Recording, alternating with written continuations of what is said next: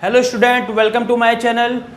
Student, आज का जो टॉपिक है वो बहुत इंपॉर्टेंट टॉपिक है। आज मैं जो करने जा रहा हूँ वो मैं बताने जा रहा हूँ एरिया है जो वेक्टर और स्केलर क्वांटिटी। ये वेक्टर क्वांटिटी है, स्केलर क्वांटिटी है और ये टॉपिक बहुत इंपॉर्टेंट है। चाहे वो सब्जेक्टिव के स्टूडेंट हो, चाहे वो ऑब्जेक्टिव सब्जेक्टिव की तैयारी करो तो भी ये बहुत इंपॉर्टेंट टॉपिक है, और ऑब्जेक्टिव की तैयारी करो तो भी ये बहुत इंपॉर्टेंट टॉपिक है। ठीक है, तो इसके आगे अगर ये टॉपिक अच्छे से तुम्हें पता चल जाता है तो इसके आगे जो चैप्टर है इलेक्ट्रिक फ्लक्स और मैग्नेट में भी आएगा ये एक मैग्नेटिक फ्लक्स नाम का टॉपिक। तो देखो इससे आगे का जो चैप्टर है, अगर ये कॉन्सेप्ट क्लियर है तुम्हारा एरिया जो स्केलर और वेक्टर क्लियर है तो वो तुम अच्छे से कर पाओगे। दूसरी बात देखो क्या है ना, कई लोग को ये पता होगा कि एरिया जो वेक्टर क्वांटिटी शायद कहीं से पढ़ ली हो। ठीक है, तो देखो फिजिक्स से जब तुम पढ़ते हो ना तो बस ये पता होना कि क्या है क्या नहीं वो डिपेंड नहीं करता। इंपॉर्टेंट ये है कि तुम्हें फील आना चाहिए जब तुम पढ़ते हो। जैसे आज मैं जब तुम्हें बताऊंगा एरिया जो वेक्टर क्वांटिटी तो फील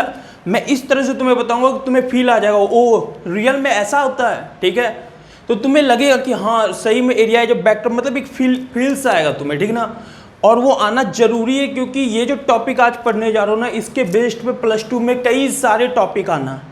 एरिया का डायरेक्शन कैसे निकालना है, एरिया क्या है, कैसे सब कुछ मैं इस वीडियो में बताऊंगा। तो लास्ट तक ये वीडियो देखो, ये टॉपिक बहुत इंपॉर्टेंट है। ठीक ना, तो सबसे पहले टॉपिक का नाम है एरिया है जो वेक्टर और स्केलर क्वांटिटी। तो मैं आप लोग को ये बता देना चाहता हूँ, देखो बहुत लोग कंफ्यूज रहते हैं इस चीज़ में।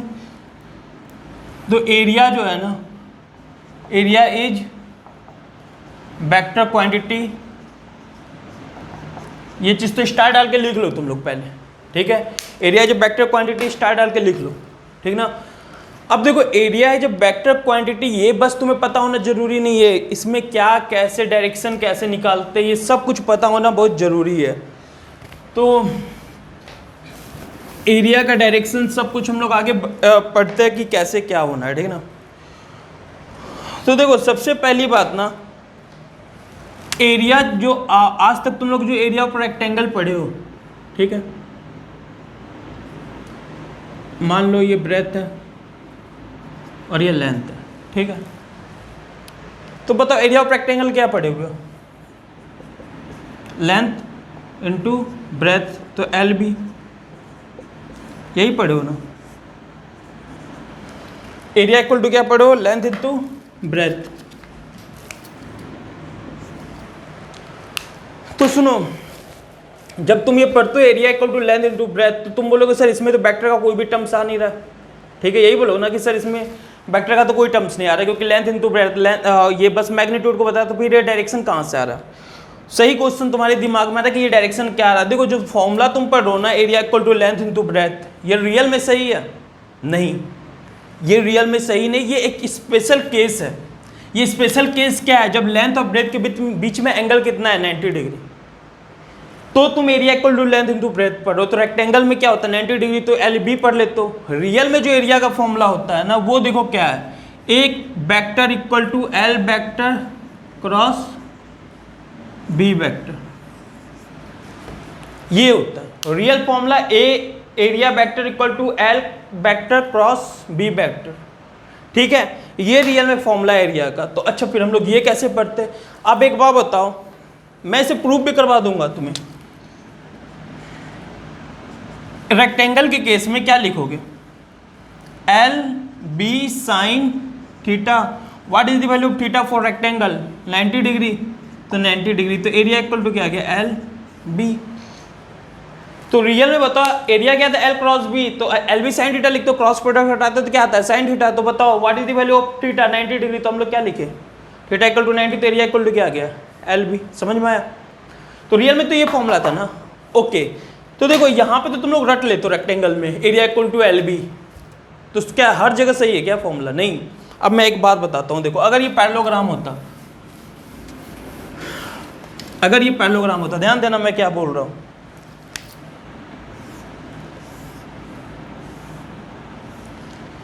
ये एल ये बी, ठीक है, अगर ये पैरेललोग्राम होता, मान लो यहाँ पे थीटा होता, तो तुम लोग पैरेललोग्राम का एरिया क्या पढ़ो पता है? बताओ एरिया ऑफ पैरेललोग्राम क्या पढ़े हो तुम लोग? एरिया ऑफ पैरेललोग्राम क्या पढ़े हुए? Base into perpendicular height. ठीक है, तुम लोग एरिया का फॉर्मूला क्या पढ़ो, बेस इंटू परपेंडिकुलर हाइट, ये पढ़े हुए हो ना, यही पढ़े हुए हो, क्लियर है। अब देखो ये जो फॉर्मूला तुम लोग पढ़ते हो ये रटते हो, area equal to base into perpendicular height जो पढ़ रहे हो, ये फॉर्मूला तुम लोग रट रहे हो। रियल में ये फॉर्मूला देखो बनता कहाँ से, मैं अब वो बताता हूँ। रियल में हम एरिया का क्या फॉर्मूला बताए हुए, तुम लोग यही पढ़ो ना, बेस इंटू परपेंडिकुलर हाइट, ठीक ना। अब बेस में तुम देखो एल को यहाँ पे भी लिख सकते हो, ऐसा नहीं, एल को यहाँ पे भी लिख सकते हो, बी को यहाँ भी लिख सकते हो, कोई ऐसा नहीं है कि लेंथ इसको मानो तो ब्रेथ नहीं मान सकते, कुछ भी किसी को मान सकते, एल बी एच, ठीक है। तो ये बेस है, तो बेस इंटू परपेंडिकुलर हाइट, तो ये होता है तुम्हारा एरिया ऑफ पैरेललोग्राम का formula, base into perpendicular height, ये पढ़ते हो। अब देखो आता कहाँ से है, ध्यान देना। अच्छा, तुम लोग रटने वाला फॉर्मूला क्या था, बेस इंटू परपेंडिकुलर हाइट, मतलब इसको मान लो x मान ले, h मान लेते, तो तुम लोग क्या पढ़ते हो, b इंटू एच, यही पढ़ते हो ना, b into H, area equal to यही पढ़ो b इंटू एच। अब देखो हम इससे निकालते b क्रॉस एल, या एल, ओके ठीक है, फॉर्मूले में ना एरिया का फॉर्मूला एल क्रॉस बी भी लिख सकते हो, बी क्रॉस एल भी लिख सकते हो, दोनों माइनस होता है, L cross B equal to minus B cross L, लेकिन दोनों लिख सकते हो, ये भी मैं एक्सप्लेन करूंगा क्यों इस केस में होता है। बाकी में नहीं लिख सकते थे हम लोग, जैसे torque equal to R cross F लिख सकते हो, एफ क्रॉस आर नहीं लिख सकते, क्यों नहीं लिख सकते तो उसमें, और इसमें क्यों लिख सकते हो उसका मैं आगे एक्सप्लेन करूंगा, ठीक ना। तो देखो एरिया इक्वल टू क्या है, बी क्रॉस एल, ठीक ना, तो बेस क्रॉस एल, तो हम लोग क्या लिखेंगे, B L sine theta, cross हटेगा तो यही लिखोगे, तो बताओ क्या आ जाएगा, B L sine, what is the value of, okay, what is the angle between base and length, base और लेंथ में कितने का एंगल है, बेस और लेंथ में कितने का एंगल है, थीटा का ना, तो यहाँ पे क्या लिख दिए थीटा, तो क्या आ गया बी एल साइन थीटा। अब ध्यान देना, यहाँ पे जो तुम फॉर्मूला पढ़े थे ये क्या है, area equal to B L sine theta, base ये आ गया तुम्हारा फॉर्मूला, ठीक ना। इसका एल माने तो और इसका बी माने तो, इसका लेंथ एल इसका बी, तो ये आ गया। अब इसमें देखो जो तुम लोग याद करते हो, base into perpendicular height, perpendicular height जो एच है वो रियल में है क्या, ध्यान देना, इसी ट्रायंगल में हो, ये वाले में, A B sorry P Q R मान लेते हैं, पी क्यू आर, इसी ट्रायंगल में आना, पी क्यू आर में आना, देखना इसमें बताओ है H upon L equal to क्या होगा, साइन थीटा, तो बताओ एच इक्वल टू क्या आ गया, एल साइन थीटा, यही है ना। तो रियल में h की वैल्यू जब यहाँ पुट करोगे तो इक्वल टू क्या है, बी एच की जगह क्या लिखोगे, एल साइन थीटा। तो एक बात बताओ, एरिया का जो फॉर्मूला है बी एल साइन थीटा, वो तो तुम जो रटे तो उससे भी यही आया, और जो रियल फॉर्मूला उसका है वो क्या है, area equal to L cross B या बी क्रॉस एल, तो उससे भी बताओ यही है ना। तो मेरे को ये पता चला जो एरिया का फॉर्मूला होता है रियल में जो हम लोग पढ़ते हैं वो बस मैग्नीट्यूड के लिए पढ़ते हो, नॉट की डायरेक्शन के लिए, किसके लिए पढ़ते हो, मैग्नीट्यूड के लिए, नॉट की डायरेक्शन के लिए, ठीक ना। तो वो जो तुम लोग फॉर्मूला रटते हो तो इस कारण इस बचपन में इस तरह से रटवा दिया जाता है कि हमें लगता है area is scalar quantity, but area कौन सी क्वांटिटी है, एरिया कौन सी क्वांटिटी है, वेक्टर क्वांटिटी है। आई बात समझ में। तो एरिया इक्वल टू क्या गया, बी एल साइन, देखो हम कौन सा फॉर्मूला लगाया, area equal to B cross L लगाया ना, तो भी क्या है, बी एल साइन थीटा, तुम जो रटते हो उससे भी बी एल साइन थीटा है। तो रियल में फॉर्मूला ये होता है। तो रेक्टेंगल में क्यों हम लोग डायरेक्ट एल भी लिख देते हैं, क्योंकि साइन थीटा थीटा की वैल्यू क्या होती है 90 डिग्री, तो वहाँ पे डायरेक्ट एल बी साइन 90, तो एल बी हो गया, तो रट ले, तो वो मैग्नीट्यूड है। ओके, तो फिर सर डायरेक्शन इसमें कैसे निकाले, तो डायरेक्शन निकालने का तरीका मैं बताता हूँ, इसे इरेज कर दूँ ना, ठीक है। तो देखो डायरेक्शन कैसे निकाला जाता है,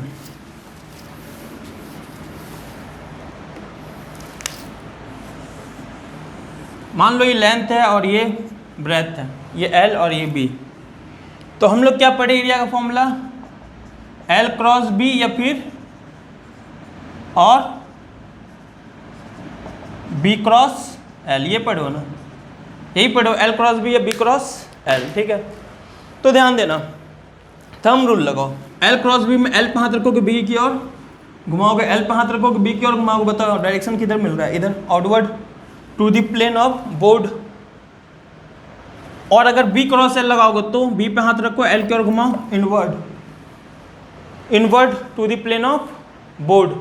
तो एल क्रॉस बी बाहर की ओर बता रहा है, बी क्रॉस एल अंदर की ओर बता रहा है। लेकिन एक चीज साफ पता चल रहा है, आउटवर्ड भी तो है इस प्लेन का क्या है, नॉर्मल।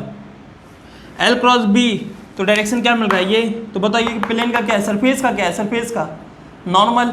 और बी क्रॉस एल कर रहे हो तो भी सरफेस का क्या है, वो देखो बी क्रॉस वो भी अंदर जा रहा है ना, तो वो भी क्या है, प्लेन के नॉर्मल। दोनों प्लेन के क्या है, नॉर्मल है। तो मेरे को ये पता चला कि जो डायरेक्शन होता है एरिया का, या तो वो सरफेस के क्या है, आउटवर्ड, या सरफेस के क्या है, इनवर्ड। दोनों डायरेक्शन पॉसिबल है, दोनों डायरेक्शन पॉसिबल है, दोनों डायरेक्शन क्या है, पॉसिबल है। चाहे वो सरफेस के अंदर, चाहे वो सरफेस के बाहर, दोनों डायरेक्शन पॉसिबल है जब तुम एरिया का डायरेक्शन की बात करते हो तो।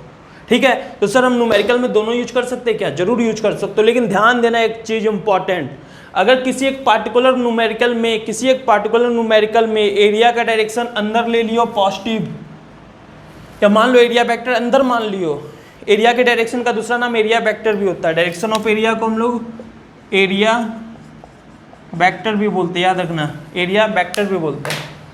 तो देखो अगर तुम किसी न्यूमेरिकल में एरिया वेक्टर अंदर मान लियो, ठीक है, तो पूरे न्यूमेरिकल में जब तक वो पूरा न्यूमेरिकल सॉल्व नहीं करते एरिया वेक्टर का डायरेक्शन अंदर ही मानोगे। एरिया वेक्टर का डायरेक्शन कहाँ मानोगे, अंदर, ठीक ना। अगर मान लो किसी न्यूमेरिकल में एरिया वेक्टर का डायरेक्शन तुम बाहर मान ली, तो उस पूरे न्यूमेरिकल में जब तक सॉल्व नहीं करते एरिया वेक्टर का डायरेक्शन बाहर ही मानोगे। तो अगर बाहर पॉजिटिव मानोगे तो अंदर अपने आप ऑटोमेटिक हो जाएगा, और किसी एक न्यूमेरिकल में अंदर पॉजिटिव मानोगे तो बाहर अपने आप क्या हो जाएगा, नेगेटिव।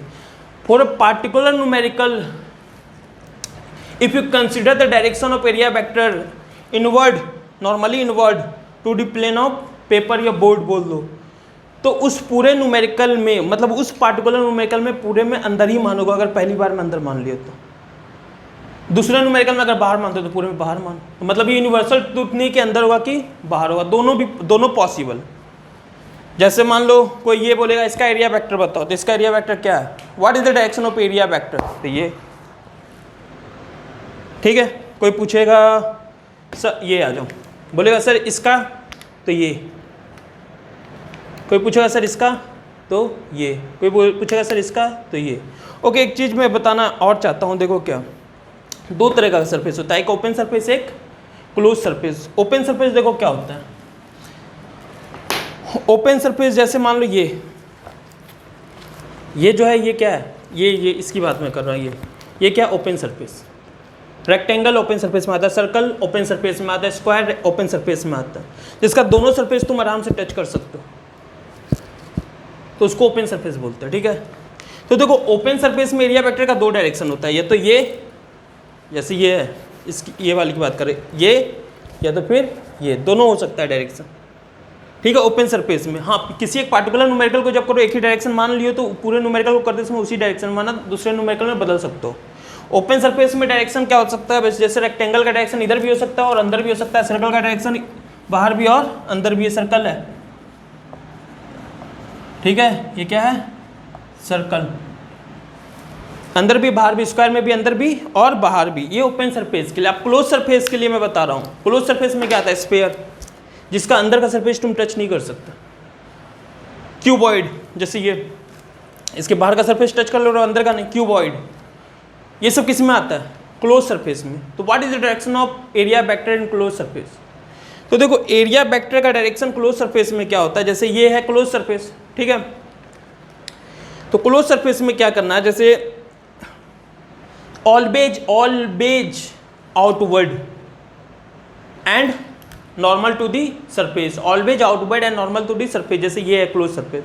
पता है इसका आउटवर्ड क्या है, इसका इनवर्ड क्या है, ये, इसका आउटवर्ड क्या है, ये। तो ये डायरेक्शन कभी भी पॉसिबल है, इनवर्ड डायरेक्शन नहीं, हमेशा आउटवर्ड और नॉर्मल, ये भी डायरेक्शन नहीं पॉसिबल है। देखो ये नॉर्मल है क्या, नहीं, ये नॉर्मल। तो देखो इसका कोई डायरेक्शन पूछेगा तो बताओ यहाँ पे क्या होगा, ये, इस वाले का ये नहीं होगा। अब देखो ये वाला, इसके पास कितने सरफेस हैं, 1 2, क्यूबॉइड में कितने सरफेस होते हैं, 1 2 3 4 5 6 6 सरफेस होते हैं ना, ठीक है। तो 6 सरफेस है तो 6 डायरेक्शन होगा। तो बताओ एक इधर, इसका नॉर्मल बताओ, आउटवर्ड, नॉर्मल और आउटवर्ड, ये इसका, ये इसका, ये इसका, ये ऐसे और इसका ऐसे। समझ में? ये क्लोज सरफेस, इसमें हमेशा आउटवर्ड होगा किसी भी एक पार्टिकुलर सरफेस का, इसमें इनवर्ड और आउटवर्ड दोनों नहीं होगा। क्लोज सरफेस के लिए मैं बता रहा हूँ, universally outward, normally outward, perpendicular to the surface and outward. लेकिन ओपन सरफेस में क्या होगा, इनवर्ड, दो डायरेक्शन है, पूरा गिवन न्यूमेरिकल तुम एक को कंसिडर कर लो तो उसमें पूरे न्यूमेरिकल को सॉल्व करते उसमें वही मानो, यूनिवर्सली वो नहीं है। तुम आगे बाहर भी मान सकते हो और अंदर भी, आउटवर्ड भी मान सकते हो और इनवर्ड भी। किसमें? ओपन सरफेस में। किसमें? ओपन सरफेस में। ओपन सरफेस में क्या क्या आता है? सर्कल हो गया, स्क्वायर हो गया, रेक्टेंगल हो गया, ट्रेपेजियम हो गया, पैरेललोग्राम हो गया, ठीक है, जिसका दोनों सरफेस तुम टच कर सकते हो। और क्लोज में जैसे ये इसका अंदर का सरफेस नहीं टच कर सकते ना, बाहर का कर, बस बाहर का कर सकते हो, तो ये क्लोज में आ गया। स्फीयर हो गया, क्लोज में आ गया। क्यूबॉइड तो बता दिए, क्यूबॉइड आ गया क्लोज में। सिलेंडर, सिलेंडर, सिलेंडर क्लोज में आ गया। अच्छा, पूरा क्लोज होना चाहिए, पूरा क्लोज होना चाहिए, पूरा क्लोज होना चाहिए, समझ में आया? ठीक है, तो वो आ गया। तो ये था डायरेक्शन निकालने का तरीका, और क्या मैं बता दिया। अब देखो क्या है ना, इसमें कुछ न्यूमेरिकल मैं करवाता हूँ जिससे तुम्हारा कॉन्सेप्ट क्लियर हो जाएगा, कॉन्सेप्ट क्लियर हो जाएगा, ठीक है। देखो ध्यान से, अगर क्वेश्चन दिया हुआ है, चलो स्टार्ट करते हैं।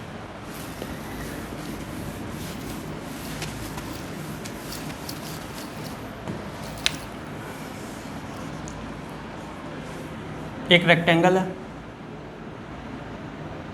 लेंथ दिया हुआ है 4 मीटर, ब्रेथ दिया हुआ है 2 मीटर, ठीक है। तो बताओ इसका लेंथ का, ये ओरिजिन है तो लेंथ का बताओ, ये क्या होगा, यहाँ पे ये ओरिजिन है तो लेंथ का क्या लिखोगे 40, और ब्रेथ जो है इसका क्या लिखोगे 0 2। तो अगर इसको वेक्टर फॉर्म में लिखना होगा, इसको वेक्टर फॉर्म में लिखना होगा तो क्या लिखोगे 4 I cap, L equal to 4 I cap लिखोगे ना, 4 आई कैप। और बताओ ब्रेथ इक्वल टू क्या लिखोगे 2 जे कैप। सिंपल, क्लियर है? तो बताओ इसका एरिया कैसे निकालोगे? हम लोग क्या पढ़े, area equal to L cross B. वो जो तुम रेक्टेंगल का डायरेक्ट लगाते थे उसमें डायरेक्शन पता चलता था क्या? नहीं। लेकिन इस फॉर्मूले को लगाओगे तो डायरेक्शन का पता अपने आप चल जाएगा। जैसे देखो क्या है, इक्वल टू एल की वैल्यू क्या है 4 आई कैप, और बी की वैल्यू क्या है 2 जे कैप। बताओ 4 2 जा 8, और आई और जे का क्या बनता है, ये पढ़े ही होगे, आई जे और के। तो आई जे का क्या बनता है प्लस के, आई जे का क्या बनता है प्लस के। तो यहाँ क्या लिखोगे के का मतलब क्या हो गया पॉजिटिव, मतलब बाहर की ओर। तुम एल क्रॉस बी की जगह बी क्रॉस एल लगाते तो क्या जाता माइनस के अंदर की ओर। देखो डायरेक्शन भी पता चल जाता है ना इससे, इस फॉर्मूले को लगाने से। पता चला मैं क्या बोल रहा हूँ? ठीक है, तो इस तरह से एरिया वेक्टर का डायरेक्शन निकाल सकते हो। अब ये किसी भी फॉर्म में दे दिया रहता, चाहे इंक्लाइन में दे दिया रहता, किसी में भी दे दिया रहता, तुम आराम से निकाल सकते थे। क्लियर है सभी को? ठीक है, तो इस ये समझ में आया क्या हुआ। 4 I L equal to 4 I cap लिखे, इसको 2 जे कैप लिखे, एल क्रॉस बी लगाए तो 8 के कैप आ गया। के कैप का मतलब जेड एक्सिस में होगा, बाहर की ओर। अगर बी क्रॉस एल लगाते तो अंदर की ओर, दोनों डायरेक्शन पॉसिबल है इसमें। लेकिन बाकी टॉर्क में ये दोनों नहीं लिख सकते, आर क्रॉस एफ बस लिखाता है, नॉट कि एफ क्रॉस आर। वहाँ पे torque equal to R cross F होता है, नॉट कि एफ क्रॉस आर। क्यों? क्योंकि देखो वहाँ पे ना डायरेक्शन एक ही तरफ हो सकता है, वो हम बताए हुए तुम लोगों को किस तरह से करता है, अभी बताने लगे फिर लेक्चर लंबा हो जाएगा, ठीक है ना। तो वहाँ दोनों डायरेक्शन पॉसिबल नहीं है, क्योंकि वो उसके मूवमेंट पे डिपेंड करता है, कैसे घूम रहा है। इधर घूम रहा है तो टॉर्क इधर ही हो सकता है, नॉट कि अगर ऐसे घूम रहा है तो इधर होगा टॉर्क, नॉट के अंदर। हाँ, ऐसे घूम रहा है तो टॉर्क अंदर होगा, नॉट कि बाहर। तो इसलिए वहाँ पे आर क्रॉस एफ लगा सकते हैं, नॉट कि एफ क्रॉस आर। यहाँ पे दोनों लगा सकते हो, ठीक है। क्लियर है यहाँ तक? कोई इसको कॉपी कर लो। ओके स्टूडेंट, मुझे जहाँ तक लगता है आप लोग को ये एरिया का कॉन्सेप्ट क्लियर हो गया होगा। एरिया वेक्टर है कि स्केलर है, और कैसे हम लोग डायरेक्शन निकालते हैं, ये सब आपको पता चल गया होगा, ठीक ना। तो अगर कोई डाउट हो तो आप कमेंट सेक्शन में लिखो। अगर ये वीडियो अच्छा लगा हो तो ज़रूर लाइक करो, अगर ख़राब लगा हो तो डिसलाइक करो, कोई प्रॉब्लम नहीं है। मुझे फीडबैक मिलेगा तो मुझे ज़्यादा बेटर लगेगा, ठीक ना। और देखो क्या है ना, इस टाइम ये टॉपिक तो बहुत इंपॉर्टेंट है, पहली बात तो, ठीक है ना। और कई टीचर है ना एरिया को बस थ्योरेटिकली बता के निकल जाते, बाद में स्टूडेंट को प्रॉब्लम होता है इस चीज़ में, ठीक है ना। तो देखो क्या करो ना, इस वीडियो को जितना से ज़्यादा शेयर कर सकते हो शेयर करो, जिससे कि सभी को पता चल जाए कि ये कॉन्सेप्ट कैसे चलता है। और जो अगला वीडियो होगा मैं उसमें फ्लक्स स्टार्ट करूँगा। फ्लक्स में इसका बहुत ज़्यादा यूज हो, उस समय मैं और अच्छे वे में बताऊँगा एरिया का कॉन्सेप्ट कैसे यूज होता है। इतना तो पता होना बहुत ज़रूरी है, ठीक ना। और ठीक है, तो दोस्तों को शेयर करो ज़रूर, या दोस्तों हो या रिलेटिव हो, शेयर ज़रूर करो, क्योंकि इस समय जो है कोरोना के कारण कहीं कोई भी इंस्टीट्यूट में पढ़ाई हो नहीं रही है, तो ऑनलाइन लेक्चर ही सभी को मजबूरन लगाना पड़ रहा है, ठीक ना। तो आप शेयर जितना कर सकते हो उनको हेल्प मिल जाएगा। तो बाकी नेक्स्ट लेक्चर में हम लोग मिलेंगे, वो है electric flux, most important topic होगा वो, और उसमें इसका कॉन्सेप्ट बहुत अच्छे ज़्यादा यूज होना है। तो तब तक के लिए बाय बाय, टेक केयर।